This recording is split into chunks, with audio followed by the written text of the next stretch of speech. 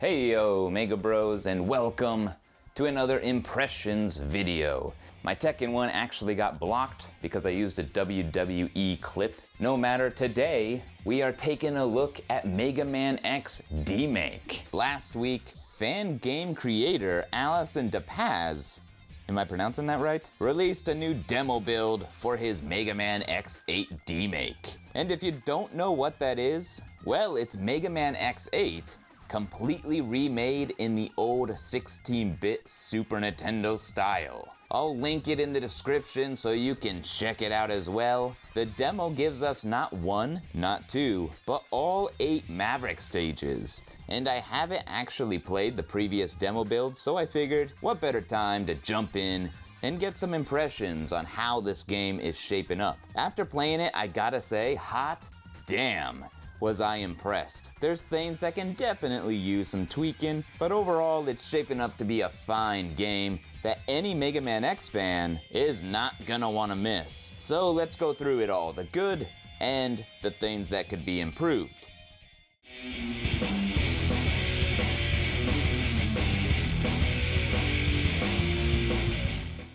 Right off the bat, from the title screen, the music is killer. Now obviously credit is due to the original composers. The audio balancing does need to be touched up a bit. Granted, you can adjust the music and sound effects in the menu, but at default I feel the sounds of enemies exploding is drowned out by the music, compared to how it was in X1 through X3. As for how the game looks, the stages are beautifully layered, and I loved all the rich detail going on in the foregrounds and the backgrounds, like the birds flying in the intro stage or the leaves blowing around in the wind in Bamboo Pandemonium stage. Best Maverick name ever, by the way. There's also cute animations, like the little Mets in their little ride armors, or the Sparks flying off their helmets. Get it? Anyways, that's really cool. Though maybe the Sparks could be a bit closer to the helmet. The visuals in general are on point, and the portraits on the stage select are gorgeous as well.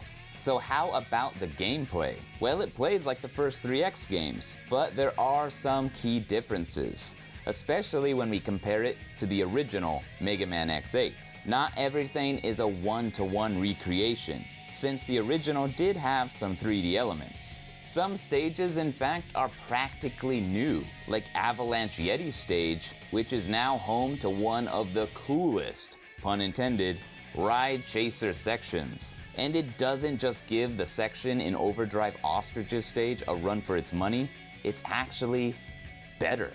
Hell, this entire stage uses the ride chaser with some good level design, and it really lets you enjoy the ride. Lots of ramps that send you soaring through the air and obstacles to work through. Gigabolt Manowar stage as well, with all the elevator lifts. Well-designed stages, and they added the X4 Air Dash to the ride chaser and made it overall feel more responsive than it did in X2. The training wheels are off, in other words. Now Optic Sunflower stage, with its puzzles and mini-games where you try to earn a high rank, those are still present, but have been changed accordingly. And they did a good job recreating them. Instead of a bunch of challenge rooms with different paths, now it's more along the lines of Cyber Peacock stage in X4, where you have to speed run your way through the stage. But here you also need to blast as many baddies as you can to keep your rank going up and maintain it. And by doing so, you'll be rewarded with a heart, a sub-tank, and a new piece of armor.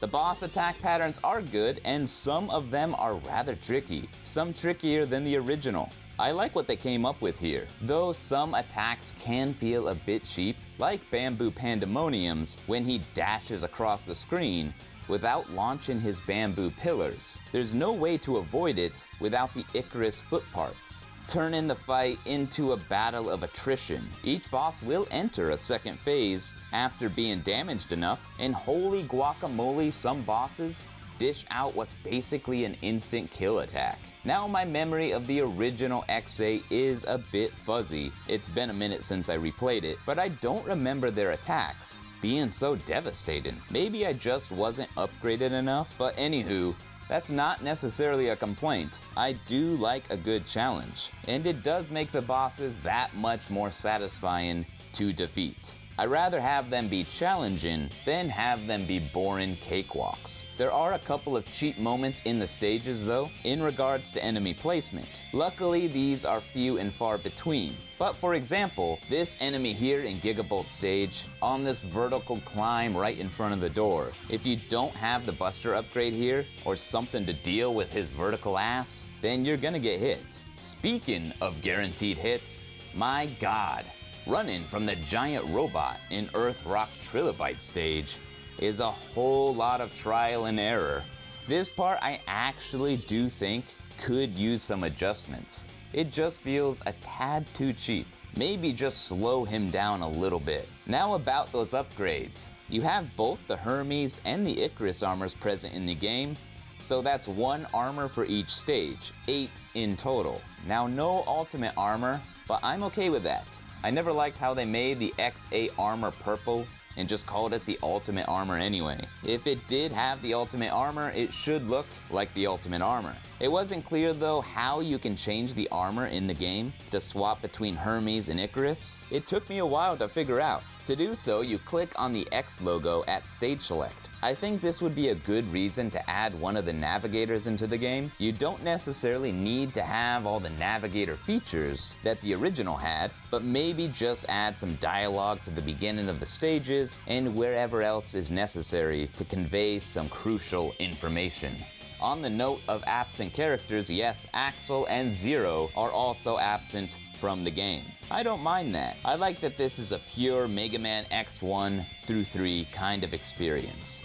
Maybe they could have added those characters a little bit in some dialogue scenes like in the intro stage, or somewhere just so that they are present in the game. I think that'd be cool, but they don't necessarily need to be playable, and that would definitely be a whole lot more work for a fan project, balancing the game and level designs for 3 different characters, so I understand why they are not playable. Vile's still in the game though, and he's as cool as ever and fun to fight.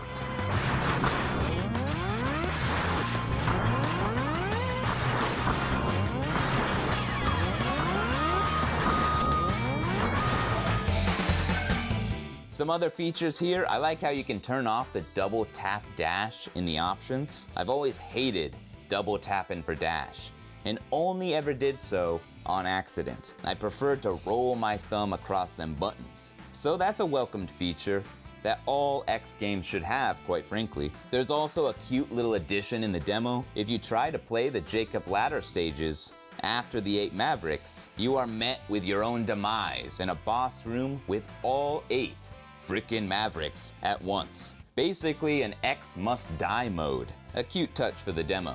There were a few bugs that I experienced in my playthrough, and I'm not just talking about Trilobite, but there was a bug where right after beating Bamboo's stage, it sent me right back to the beginning of his stage, instead of stage select. And another where X would shoot during Dr. Light's dialogue, and some audio popping here and there, especially when I would go in and out of doors. So just little things that should be polished up by the time the full game comes around, or the next demo build. Real quick, some other key differences from the original Mega Man X8. Armor is unlocked part by part, like in the classic games. And there are some changes to what some armor parts do. There's no shop or medals or retry chips, but instead, this game has a classic item hunt. So overall, I gotta say, I had a hell of a lot of fun playing through this demo build, and I am more than looking forward to the full game being finished. A lot of care obviously went into this, and they have done a damn fine job so far. Even though this is a demake, in a way it felt like I was playing a brand new 16-bit Mega Man X game, and that in itself is awesome. So if you're itching for a Mega Man X9, then you need to play this, because it will definitely scratch that itch. It did for me. Anyways, Maverick Hunters, I hope you enjoyed this little look at the Mega Man X8 DEMAKE, and we'll be doing more videos like this in the future that check out other Mega Man games, fan games, goodies, you name it. And if you already checked out the demo yourself, let me know your thoughts on it down below. And until next time, this is Den Den, signing off.